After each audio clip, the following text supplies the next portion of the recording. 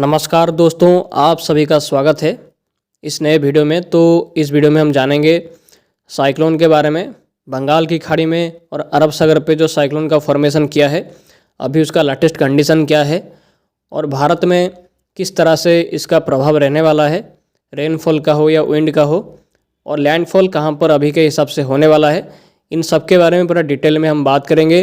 तो वीडियो को अंत तक देखिए ताकि आपको पूरी तरह से जानकारी मिल सके, और चैनल को सब्सक्राइब और वीडियो को लाइक भी कर दिया करिए। तो इस वीडियो में ओनली सैटेलाइट इमेज के हिसाब से ही फोरकास्ट करने की कोशिश करेंगे। तो अगर हम अभी का सैटेलाइट इमेज को देखेंगे तो यहाँ पर 3 चीज़ों को देखा जा रहा है, चाहे वो WD हो या साइक्लोन हो। तो अगर हम सबसे पहले साइक्लोन को देखेंगे तो यहाँ पर अरब सागर पे जो साइक्लोन का फॉर्मेशन किया था, जिसका नाम तेज है, तो वो साइक्लोन का इंटेंसिटी काफ़ी स्ट्रॉन्ग हो चुका है। अभी ये एक एक्सट्रीमली सीवियर साइक्लोन का रूप ले गया है, जिसमें विंड स्पीड करीब करीब 190 से 200 किलोमीटर के आसपास में सिस्टम के सेंटर में है। बट एक अच्छी बात यह है कि इतना स्ट्रॉन्ग होने के बाद भी भारत के पश्चिमी तट में इसका कोई भी प्रभाव नहीं है, ना विंड का, ना रेन का, ना बादल का, किसी का भी कोई प्रभाव डायरेक्टली इनडायरेक्टली सिस्टम का नहीं है भारत के पश्चिमी तट में, क्योंकि इसका सारा प्रभाव ओमान, येमेन पे ही देखने को मिल रही है। और ये एक्सट्रीमली सीवियर साइक्लोनिक स्टॉर्म तेज अगले 24 घंटे में येमेन के आसपास में लैंडफॉल करेगा, जिससे वहाँ पर काफ़ी नुकसान की संभावना को देखा जा रहा है। बट भारत के पश्चिमी तट में जबकि इसका कोई भी प्रभाव नहीं, तो इसलिए डरने की कोई ज़रूरत भी नहीं है और पैनिक होने की भी ज़रूरत नहीं है। तो वही बंगाल की खाड़ी में भी एक साइक्लोन का फॉर्मेशन कर गया है अनऑफिशियली, और ऑफिशियली साइक्लोन का रूप लेने के बाद इसका नाम को हमून रखा जाएगा, जो कि IMD वाले देंगे।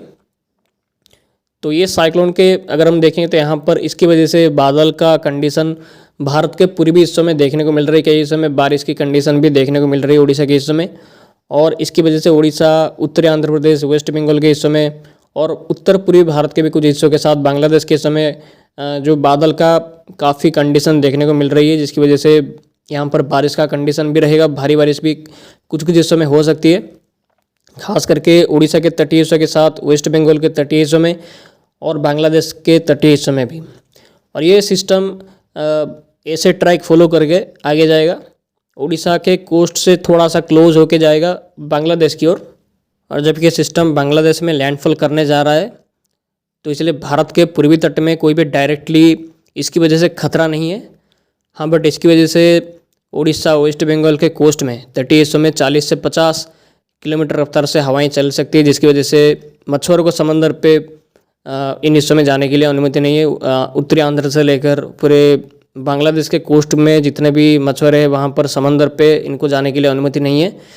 और उड़ीसा के साथ वेस्ट बंगाल के तटीय हिस्सों में कुछ हिस्सों में भारी बारिश भी हो सकती है, बट ज़्यादा कोई एक्सट्रीम हेवी रेनफॉल या कोई वेरी रेनफॉल का संभावना नहीं है, कहीं पर भी नहीं है। बट भारी बारिश कुछ जगह में ही रह सकती है, but mostly light to moderate rainfall ही होने का संभावना है वेस्ट बंगाल और उड़ीसा के तटीय हिस्सों में। बट इसका मेजर इफेक्ट बांग्लादेश में ही देखने को मिलेगा, क्योंकि बांग्लादेश में इस सिस्टम का लैंडफॉल होने वाला है, और ये सिस्टम साइक्लोन का रूप लेने के बाद सीवियर साइक्लोन का रूप भी ले सकता है। और ये बांग्लादेश के कोस्ट में कालापारा से लेकर चिट्टागोंग के बीच में इसका लैंडफॉल हो सकता है। आज ये सीवियर साइक्लोन जिसका विंड स्पीड 80 से 120 किलोमीटर के आसपास रह सकती है, तो इसलिए बांग्लादेश के कोस्ट में स्टॉर्म सर्ज के साथ हेवी रेनफॉल, वेरी रेनफॉल के साथ विंड डैमेज भी हो सकती है। और 25 तारीख से लेकर 26 तारीख के बीच में ही इसका लैंडफॉल बांग्लादेश के चिट्टागोंग के आसपास हो सकता है। बट ये कोई ज़्यादा बड़ा स्टॉर्म का रूप लेने का चांसेस तो नहीं है, बट फिर भी इसकी वजह से नुकसान हो सकता है, क्योंकि बांग्लादेश का जो समंदर का लेवल है वो काफ़ी ऊपर आता है, जिसकी वजह से स्टॉर्म सर्ज जैसी कंडीशन काफ़ी ज़्यादा खतरनाक तरीके से वहाँ पर होती है। तो इसलिए स्टॉर्म सर्ज से इससे नुकसान काफ़ी हो सकता है बांग्लादेश के तटीय हिस्सों में, इसलिए वहाँ पर सतर्कता रखने की काफ़ी ज़रूरत है। तो इसका ट्रैक कुछ ऐसा ही रहने वाला है। और अभी के सैटेलाइट इमेज के हिसाब से अगर हम देखेंगे तो उड़ीसा के साथ वेस्ट बंगाल और उत्तरी आंध्र प्रदेश के हिस्सों में बादल की कंडीशन रहने की वजह से दिन के टेम्परेचर में गिरावट होने का संभावना दिखाई दे रही है, ऑलरेडी हो भी चुका है। और रात के टेम्परेचर में भी गिरावट होने का संभावना दिखाई दे रही है, क्योंकि हवाओं का प्रभाव भी रह रहा है उत्तर दिशा में, जिसकी वजह से टेम्परेचर में गिरावट होने के लिए कंडीशन काफ़ी अच्छी दिखाई दे रही है। और बारिश का प्रभाव भी रहेगा अगले 24 से 48 घंटे के अंदर, इसीलिए दिन के टेम्परेचर और रात के टेम्परेचर में गिरावट हो सकता है इन सभी हिस्सों में। और अभी के हिसाब से पूजा फेस्टिवल में कोई बड़ी तौर पर बाधा आने का संभावना दिखाई नहीं दे रही है। तो इसलिए ज़्यादा कोई खतरे की बात नहीं है, इसलिए घबराने की ज़रूरत नहीं है साइक्लोन की वजह से पूर्वी भारत के तटों में। तो अगर हम उत्तर भारत को देखेंगे तो यहाँ पर भी टेम्परेचर में गिरावट होने की कंडीशन दिखाई दे रही है, क्योंकि WD की वजह से उत्तर भारत के पहाड़ी हिस्सों में कुछ कुछ जगह में स्नोफॉल की कंडीशन हुआ है। बट ये कोई ज़्यादा मजबूत WD नहीं है, इसलिए इसकी वजह से कोई ज़्यादा भारी से भारी बारिश की कंडीशन भी उत्तर भारत में भी देखने को नहीं मिलेगी। बट इसके बाद जो WD आएंगे वो काफ़ी मजबूत होंगे, तो इसके बारे में आपको लगातार जानकारी मिलती रहेगी मेरे चैनल पर। तो इस वीडियो में इतना ही, मिलते हैं अगले वीडियो में। आप सभी का बहुत बहुत धन्यवाद वीडियो में आखिर तक बने रहने के लिए। आप सभी का दिन शुभ हो।